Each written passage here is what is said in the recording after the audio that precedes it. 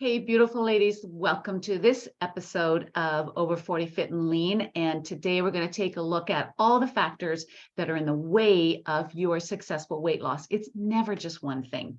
So let's dig in.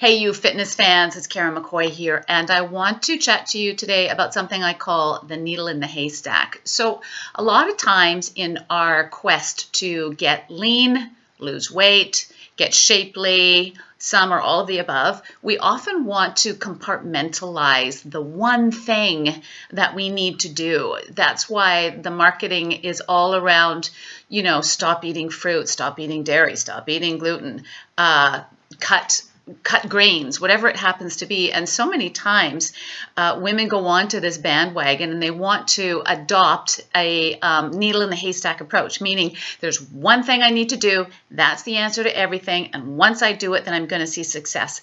And it's just generally not the way it goes.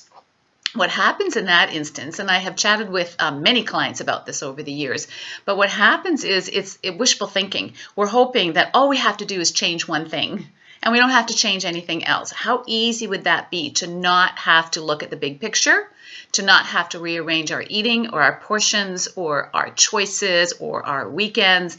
And that's just not usually what it is. So I had one client say, well, I cut out wine for 3 weeks and I thought, gosh, I'd lose all this weight. And she said, I didn't.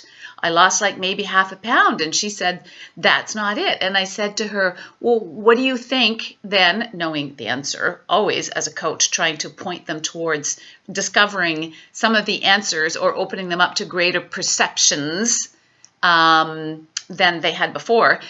I said, what do you suppose it is? And she said, well, I don't know. I do love to eat. And I said, bingo. I think that you need to look at portion control. And for a lot of people, it could be the weekends are different than during the week. And so we, will validate how we eat during the week. But then on the weekends, we kind of go crazy from Friday to Sunday, and we don't consider to add all of that in. When I take clients on, I want to see their food diaries and get a feel for their caloric load. Not that that defines everything, but it is important to know if you're overweight at 1,200 calories or overweight at 2,500, there's a reason for that. And that usually leads to looking at metabolic issues, if the truth be told from the client.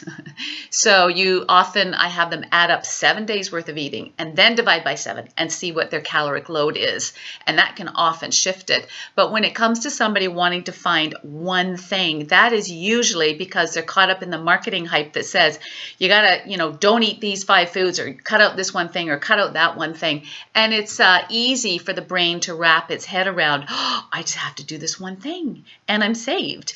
Ask a lot of therapists, a lot of counselors. When people go into counseling, they want to find that one thing, that one incident that made them in the state that they're in.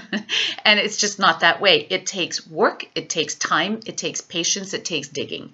So what I say to people is take a look at the totality. Don't look for the needle in the haystack. Look at the whole haystack. Step back. Yes, you're going to have to invest some time. Yes, you're going to have to be truthful. And you're going to have to look at the totality of it. What are your portions like? Do you go back for seconds? Do you have your protein in there that's going to level cravings and help rev your metabolism in the appropriate way? And you don't need a lot. You don't have to go up to 250 grams of protein a day. More is not better in most things, guys. You could drink too much water and be very, very ill. So the more is better, or going to the extremes, this just shows an immature perspective, and it shows fear.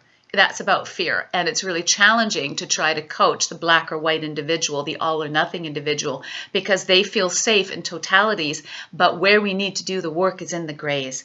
And that is where the trust factor comes in. That's where the learning factor comes in. To hammer in a spot, one side or the other, and have it cemented into the ground is really easy because you can always hammer in. There's a beacon there, there's a landmark. But to be able to come into the middle and take a look at your life and your eating and your ways of thinking and your cultural patterning, all of that stuff, and be able to assess and take time to look at and go, all right, I think I need to look at more than just the bananas I'm eating or more than just that glass of wine I'm having every night.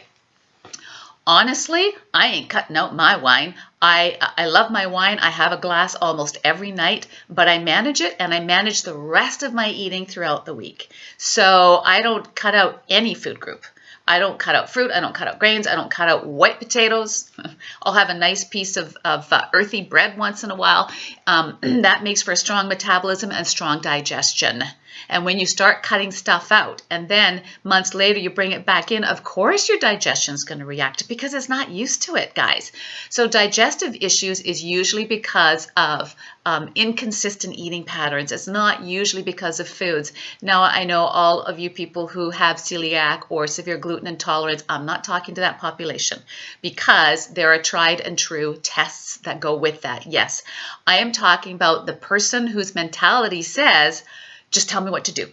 Just tell me one thing to cut out. Or they go to Dr. Google and they see what everybody else is doing, or they join one of the many labeled Facebook eating groups and they go, okay, I'm going to be a part of this community. We're all going to eat like this. We're all going to have bacon and whatever, butter lathered bacon bits, because that's the way to eat. That's the way to do it. And I'm just going to cut out all carbohydrates, which is very dangerous, by the way, to the female physique, to the female hormones, and it's going to ricochet back. Dr. Atkins showed us that one.